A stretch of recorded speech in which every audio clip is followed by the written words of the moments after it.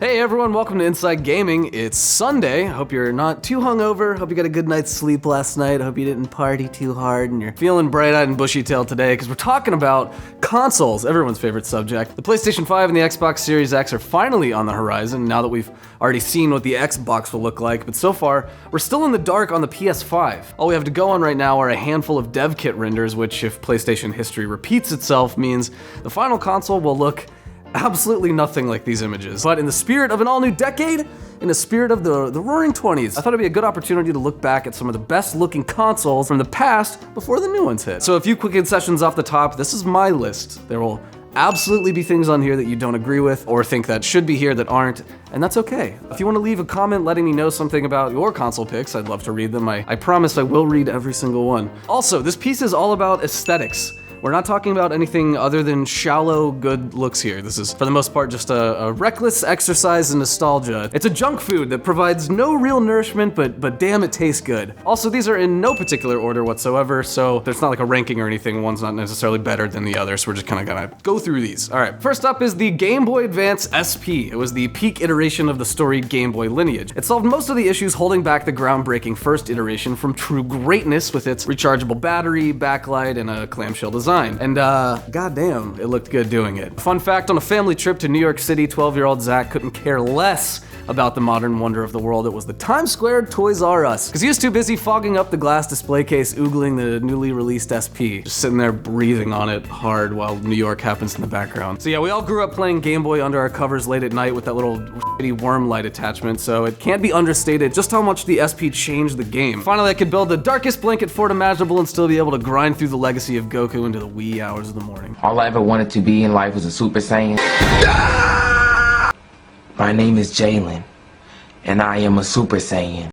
Gotta love it. Next up on the list is the original Xbox 360. Part of the reason the 360's design was such a notable success was its stark contrast to its predecessor. The original Xbox looked like an engine block. It was this big old ugly boy. The 360 though, well, that was more like a 180. This thing was curvy and its sleek concave lines and inspired imagery of, I don't know, like an hourglass or perhaps a lovely harp. If the Xbox was Ares, the 360 was Aphrodite. The chrome accents gave it an even more premium look, unless your, cheap-ass parents would only get you the arcade version. The thing even had some pretty decent swappable faceplates, while the 360 got some notably attractive redesigns throughout its life cycle. In my mind, it all goes back to the original, and that's why we love you, baby. All right, next up is the Burger King Rugrats watches. How the hell you expected to be a functioning member of the BK Kids Club without one is beyond me. I had the green one when I was a kid, big fan of it, go Phil and Lil. Next up is the PlayStation Portable, the PSP, the one and only. Just, look at this thing. In an era where Nintendo dominated the handheld market with things marketed to children, the PSP just reeked of premium high-tech gaming for grown-ass adults who, use their own money to buy games that they get from working their jobs that they have because they're adults. While I was tempted to list the later iterations of the PSP, including even the PSP Go, there's just something about that original design that just got me.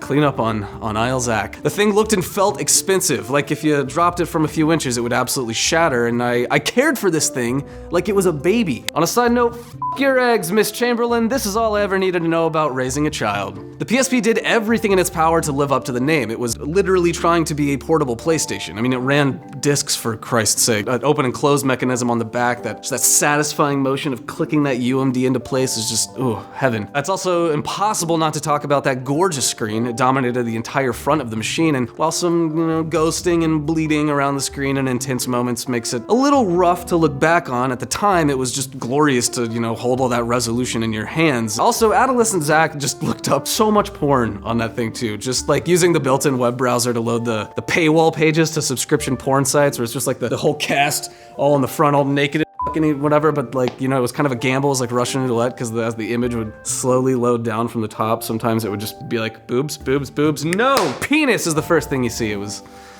very formative. All right, next one up's the Game Boy Micro. Plenty of people thought this was just a novelty item and didn't really take it seriously at the time. No! This was Nintendo finally giving the Game Boy one last swan song iteration before taking it out back and just putting one right between its eyes. Yeah, quick aside, shouts out to this IGN review from 2005 that illustrates just how small the Micro was, because they placed it next to chewed gum. fucking disgusting. When my children ask what the mid-2000s were like, I'll show them this image and they'll weep, for their dear father will surely return to the ashes, but this picture will live forever. Anyways, this little guy was about as sexy a piece of gaming tech could get for the day, and it oozed style, just minimalist design before it was even cool, and man, look at those A and B, lowercase a and B buttons. God. Not to mention the micro was also somewhat customizable. You wanna pop that faceplate off and make it look like a Famicom? Get in there, brother.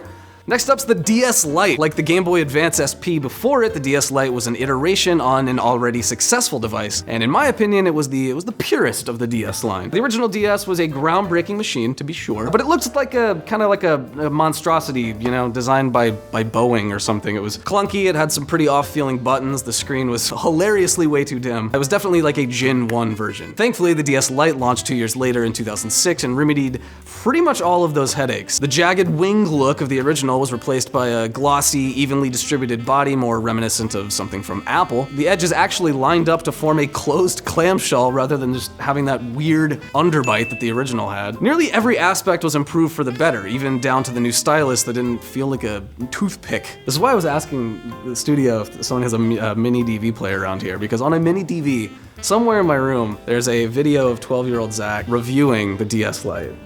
And it was fucking hilarious. The DS Lite is superior because it has more tactile buttons and a brighter display. Next one up's the Gamecube. For its time, it was arguably one of the most recognizable consoles on the market. It looked absolutely nothing like its more serious and brooding competitors, and regardless of how you felt about the thing, there's really no denying that it made people stop and look. The launch version's purple design turned some off, for sure, but Nintendo didn't care what you think, dude. You're dumb, you'll buy it. That's because purple was associated with fun. Your monkey brain saw that purple and just snapped right back to the fond memories of your Game Boy Color, and then they eventually released other color versions like black and silver for all you edgelords out there, because you know, what is edgier than playing Pikmin?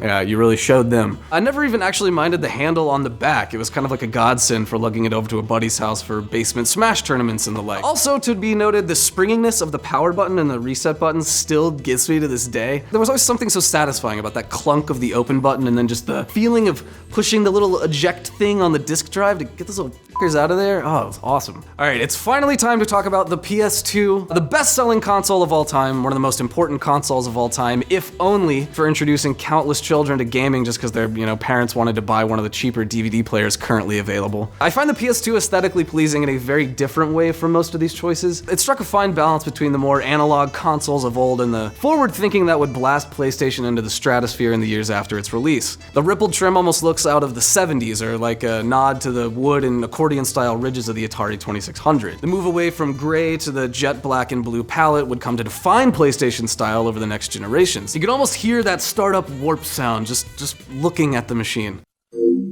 It felt like a serious piece of hardware, but still a delicacy. Also notable was the versatility of the PS2, looking striking both horizontally and vertically in its stand. To this day, praise be to whoever okayed the rotating PS logo. That thing is still so satisfying. You just sit there as a kid and flip it around for an hour. I thought about including the PS2 Slim in this, or maybe even the dashingly angular PS4. Maybe not the PS4 Pro, which does kind of look like BK stackers though, if you remember those. While the PlayStation has a long lineage of gorgeous machines, there's just no outclassing the classic. Before we get out of here, I did want to note some honorable mentions. First up is the Famicom. I mean, it's a legendary console. It's the Iron Man color scheme of consoles. I think anyone that might be older than me might have more fondness or appreciation for it, but still I can look back on it and just think, damn, that's a good looking piece of hardware. Next one's the Sega Mark III. I have literally never played this. I didn't even know about this until I started looking up consoles doing research for this piece, but I came across it and I couldn't ignore it. It doesn't even look like a console. It looks like something out of Alien. It's got that like kind of old, looking like it's pieced together with like battleship parts to make some future tech. It's awesome. If I ever get my hands on one, I'll totally play one. Next up was the PSX from 2003. So a lot of people confuse this with the original PlayStation, which was also abbreviated as the PSX in some markets, but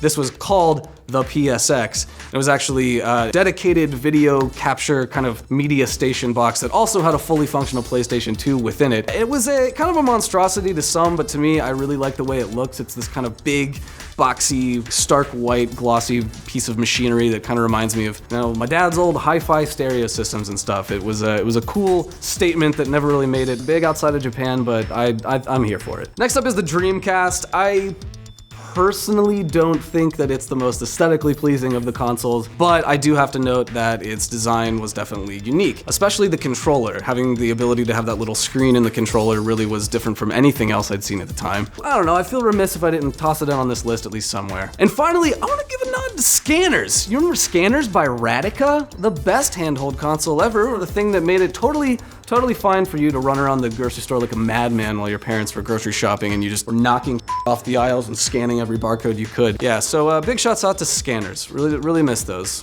Thanks for the memories. And just like that, after wading through all that thick nostalgia, I think we're finally ready to move forward into the future. But I want to know what you think. Do you think the PS5 and the Series X could edge any of these out? I mean, again, feel free to leave a comment letting me know if any of this list clicked with you, or maybe give me your take on something that you didn't see here. Like I said, I'll be in the comments responding, so hey, let's have a civil discussion. Anyways, that's about it for me. Have a good one, have a great rest of your weekend, and we'll catch you tomorrow. Xbox One came in last place behind the PlayStation 4, which went on to sell more than 100 million units, and it even got whipped by the Switch, which has outsold the Xbox One in less than 3 years. That is embarrassing, unless you like getting whipped by Switches. Throw me on the ground, Nintendo Switch, and step on my throat. Zach, how you doing? G'day.